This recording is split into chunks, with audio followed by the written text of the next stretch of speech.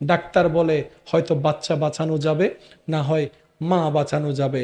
সবাই চিন্তা করলো মা বেঁচে থাকলে বাচ্চা আরো আসবে, সুতরাং মাকে বাঁচাও।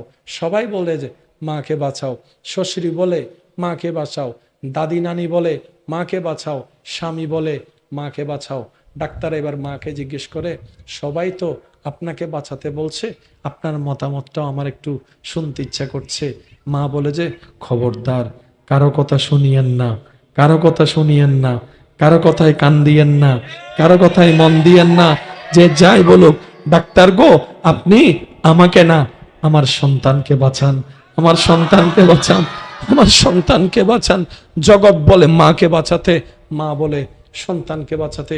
ও মা, তোর কি বাঁচতে ইচ্ছা করে না? বলে যেতে করে, কিন্তু সন্তানকে মেরে আমি বাঁচতে চাই না, আমি সে মা হতে চাই না। কারণ আমি সূর্যের আলো দেখিনি, আমি আমার সন্তান সূর্যের আলো দেখেনি। আমি তো দেখেছি চন্দ্র কেমন, আমি দেখেছি, আমার কলিজার টুকরা তো দেখেনি। ডাক্তার গো, যদি প্রয়োজন হয় আমাকে মেরে ফেলেন, আমার বাচ্চাকে বাঁচান। ও মা, পেটে থাকতো এত কষ্ট করলি আমাদের জন্য, জান মরণের সেই প্রশ্নের মধ্যে তুই মারে আমার পক্ষ নিয়ে তুই নিজে মরতে চাইছিস রে মা। দুনিয়াতে আসার পরে সে মার আর আরাম নাই।